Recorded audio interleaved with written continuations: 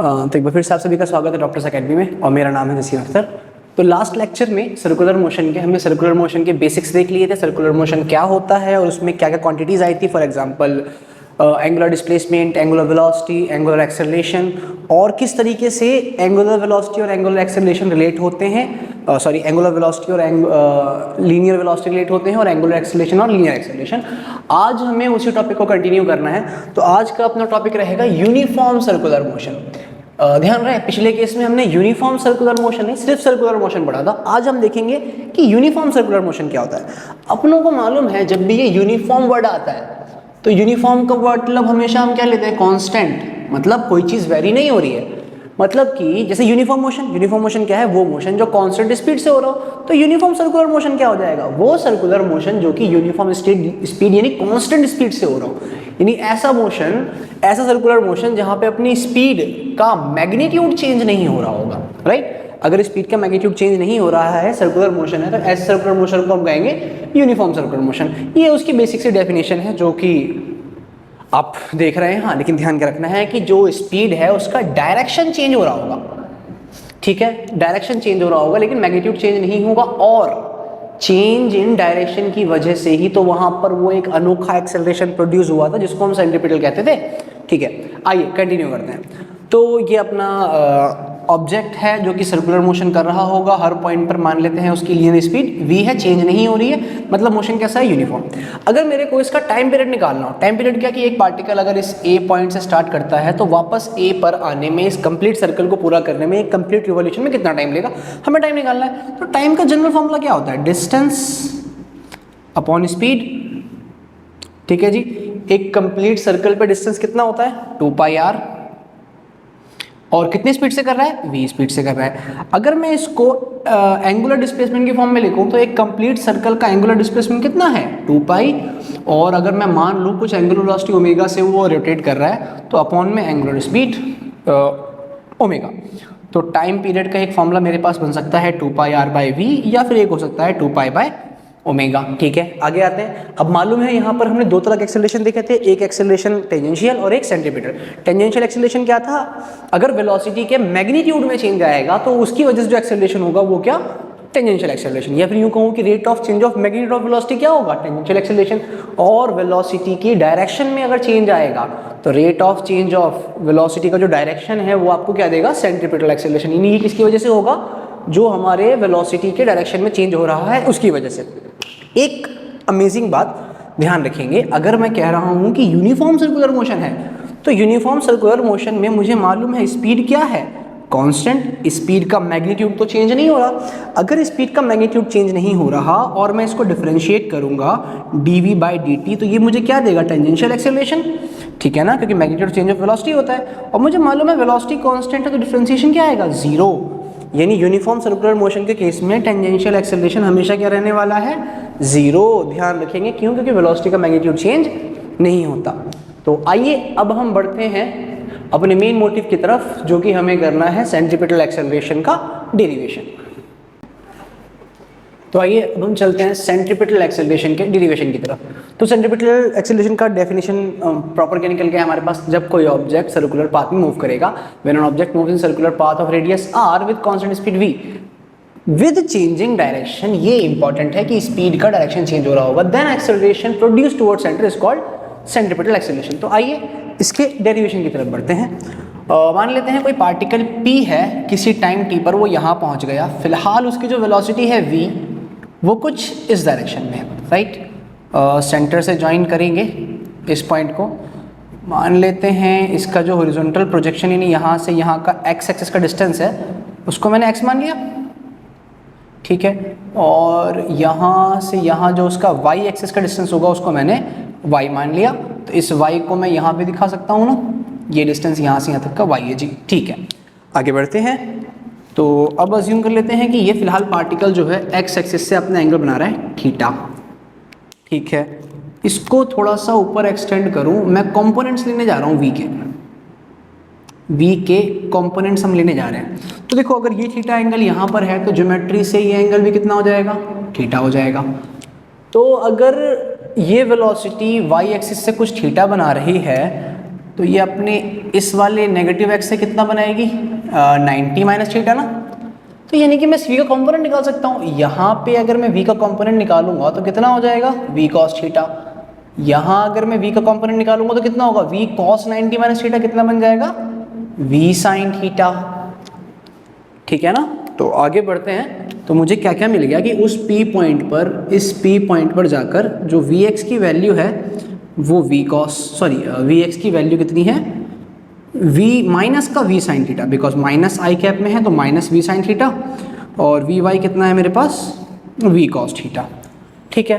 तो मैं अपने v वेक्टर को जो आया हम ऐसे कर सकते हैं ना, vx i cap plus vy j cap. Basically इसको vx of minus i cap करना चाहिए मेरे को, माइनस आई कैप। ठीक है। वैल्यूज़ पुट कर देते हैं। तो v वेक्टर जो मेरे पास आया कितना हो जाएगा, वो माइनस का v sine theta i cap plus का, नहीं यहाँ माइनस नहीं लेंगे कि ऑलरेडी हम यहाँ माइनस लगा चुके हैं ना, तो वैल्यू डायरेक्ट हम यहाँ पुट करें डायरेक्शन के साथ, क्योंकि ये मैं ऑलरेडी ले चुका हूँ माइनस के आई कैप में, तो यहाँ हम माइनस नहीं ले रहे हैं। सो माइनस का v sine theta i cap plus का v कॉस थीटा जे कैप। ठीक है जी। अब हम क्या करते हैं, एक ट्रायंगल फॉर्म हो रहा है मेरे पास, उस ट्रायंगल को मैं यहाँ बनाता हूँ। ये ट्रायंगल ये रहा कि ये एंगल थीटा था, इसके सामने क्या है परपेंडिकुलर, इसके साथ वाला बेस। ठीक है। तो मैं साइन और कॉस निकालते हैं और इसको मान लेते हैं, इसको मैं हाइपोटेनस नहीं निकाल रहा, इसको हम वैसे ही एज्यूम कर लेते हैं कि जो यहाँ से यहाँ का सेपरेशन है ओरिजिन से पॉइंट पी का, ये मैंने r मान लिया, तो ये डिस्टेंस क्या हो गया मेरे पास r। ठीक है। आगे बढ़ते हैं। और बेसिकली क्या है, उसका रेडियस है ना r जो है अपनों ने अज्यूम किया है, ये क्या है रेडियस ऑफ सर्कल हो गया। ठीक है। अच्छा वहाँ मैंने कैपिटल R लिखा है ना, तो मुझे इसे कैपिटल R मानना चाहिए। डेफिनेशन में अपना कैपिटल R चल रहा है तो उसे हमें कैपिटल R लेना चाहिए। तो ये बेसिकली क्या है, सर्कल का रेडियस कैपिटल R। ठीक है। उसको हम यहाँ प्लॉट कर रहे हैं। तो यहाँ से अगर मैं निकालूंगा साइन थीटा तो क्या आ जाएगा मेरे perpendicular by hypotenuse, that is y by r। और अगर यहीं से निकालूंगा मैं cos theta, that is base by hypotenuse x by r। इन दोनों को मैं यहाँ पुट करने जा रहा हूँ। So v vector will be equal to what, minus का v साइन थीटा की जगह पे, साइन थीटा की जगह पे y by r। So y by r i cap plus v cos theta की जगह पे क्या आ जाएगा x by r j cap. ठीक है जी। अब मैं क्या कर रहा हूँ, दोनों साइड में मैं डिफरेंशिएट मार रहा हूँ with respect to time. So differentiate with respect to time both side. तो यहाँ क्या बन जाएगा अपने पास, ये dv vector by dt is equals to minus का ये v, तो मैं कह रहा हूँ कांस्टेंट स्पीड से मूव कर रहा है, क्योंकि यहाँ पे लिया है कांस्टेंट स्पीड से जा रहा होगा, तो ये v तो मेरा कांस्टेंट हो गया। तो यहाँ पे r भी कांस्टेंट है, तो यहाँ पे क्या बचेगा dy बाई dt। ठीक है ना। आई कैप चल रहा है साथ में, प्लस का फिर से v हम कांस्टेंट अज्यूम करके चल रहे हैं, ये रहा कांस्टेंट स्पीड से, तो v तो चेंज होगा नहीं, तो v डिफरेंशिएशन के बाहर आएगा, v बाय r कॉमन आ जाएगा, यहाँ क्या बचेगा dx बाय dt, और यहाँ क्या चल रहा है आपके पास j कैप। ठीक है। सो अब ये dv बाई dt क्या है, एक्सेलरेशन ना। ये कौन सा एक्सेलरेशन होगा बताइए। ऑब्वियस सी बात है, ये जो rate of change of velocity है, बेसिकली ये वेलोसिटी कौन सी वाली है, जिसका डायरेक्शन चेंज हो रहा है। मतलब ये आपको क्या मिल रहा है, rate of change of velocity with its direction. तो ये कौन सा एक्सेलरेशन देता है, सेंट्रीपिटल एक्सेलरेशन ना, क्योंकि अगर सिंपल dv बाई dt होता rate of change of magnitude of velocity, तो वो हमें टेंजेंशियल एक्सेलरेशन देता। लेकिन यहाँ जो वेलोसिटी है वो डायरेक्शन के साथ वाली है, इसका मतलब इसका जो रेट ऑफ चेंज होगा वो क्या देगा हमें, सेंट्रीपिटल एक्सेलरेशन। ठीक है। तो ये तो मुझे पता लग गया, ये मेरा AC है। अब इस वैल्यू को आगे हम और निकालते हैं। तो अब एक चीज़ देखो, चलो इसको तो AC लिखते हैं, ये तो मैं लिख दिया कि dv बाई dt क्या हो जाएगा मेरे पास, AC हो जाएगा। ठीक है। अब इस चीज को देखिए, dy by dt rate of change of position in y axis with respect to time. तो ये dv बाई dt, ये dy बाई dt जो आया, ये देगा तो वेलोसिटी आपको, क्योंकि rate of change of position with time. लेकिन पोजीशन कहाँ चेंज हो रहा है, y एक्सिस में, तो वेलोसिटी भी कौन सी मिलेगी, y एक्सिस वाली। यानी क्या मिलेगा आपको, vy। और vy की वैल्यू कितनी थी हमारे पास, v cos थीटा। तो dy बाई dt की जगह मैं v cos थीटा यूज कर सकता हूँ। सिमिलरली यहाँ क्या लिखा है, dx बाई dt और dx बाई dt क्या है, rate of change of position, लेकिन किस में, एक्स एक्सिस में। तो एक्स एक्सिस का जो rate of change of position है वो आपको वेलोसिटी देगा किसकी, एक्स एक्सिस वाली, वो कितनी है, माइनस का v साइन थीटा। तो ये कितना देगा हमें, माइनस का v साइन थीटा।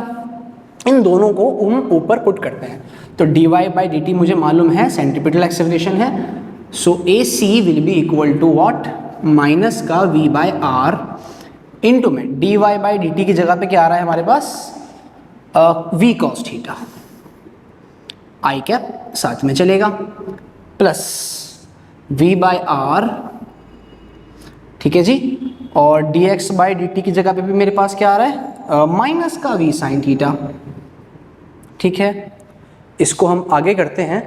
सो ये जो मेरे पास AC बना ये क्या हो जाएगा, माइनस का v square cos theta by r, minus v square cos theta by r किस में है, एक्स एक्सिस में, आई कैप। ये भी क्या हो जाएगा, माइनस का v square sine theta by r, और ये किस में है आपका, j कैप y एक्सिस में। सो AC जो बना हमारे पास वो कुछ ये बन गया ना, देखना ज़रा एक बार अच्छे से। सो माइनस का v square cos theta by are I cap, minus का v square sine theta by R J cap. ये वेक्टर फॉर्म में चल रहा है, हमने वेक्टर गायब कर दिया यहाँ पर, ये वेक्टर फॉर्म में चल रहा है सारा। तो एक चीज़ देखिए, इसको मैं ऐसे भी तो लिख सकता हूँ ना कि जो AC है दैट इज इक्वल टू क्या, कुछ ax i cap plus ay, ax i cap sorry ax i cap plus ay j cap कह सकते हैं हम इसको। यानी कि ax और ay क्या है, कंपोनेंट ऑफ a है। यानी कि ये जो v square cos theta by r है ये सेंट्रीपिटल एक्सेलरेशन का x कंपोनेंट है, और जो v square sine theta by r है वो आपका सेंट्रीपिटल एक्सेलरेशन का y कंपोनेंट है। बिल्कुल हम ऐसा कह सकते हैं। तो अगर मेरे को a का मैग्नीट्यूड निकालना होगा इस केस में तो मैं क्या करता, under root ax square plus ay square, इस तरह से निकाला जाता है। जब भी आपके पास कोई वेक्टर बनता है, वेक्टर ट्रायंगल, तो पाइथागोरस हम निकाल सकते हैं, परपेंडिकुलर वेक्टर्स होंगे तो। सो अब यहाँ पर अगर मेरे को AC निकालना है तो मैग्नीट्यूड निकालने जा रहा हूँ। देखिए मैग्नीट्यूड निकालेंगे इस पूरे का स्क्वायर ना, सो माइनस का v square cos theta by r का होल स्क्वायर, प्लस यहाँ पे क्या करूँगा, ये भी देखो माइनस में है, सो माइनस का v square sine theta by r का होल स्क्वायर। ठीक है, मैं v स्क्वायर बाय आर का होल स्क्वायर कॉमन निकालूंगा। ठीक है, v स्क्वायर बाय आर का होल स्क्वायर कॉमन निकालूंगा तो स्क्वायर कट के रूट से बाहर आके सिंपल क्या बचेगा, v स्क्वायर बाय आर, और यहाँ क्या बचेगा आपके पास, root over cos square theta plus sine square theta. और ये cos square plus sine square theta क्या होता है आपके पास, 1 के इक्वल होता है ना। तो यानी कि जो सेंट्रीपिटल एक्सेलरेशन है वो कितना आ गया, v स्क्वायर बाय, और ये हमारे पास सेंट्रीपिटल एक्सेलरेशन की डेरिवेशन हुई। तो ये था आपके पास कंप्लीट सेंट्रीपिटल एक्सेलरेशन।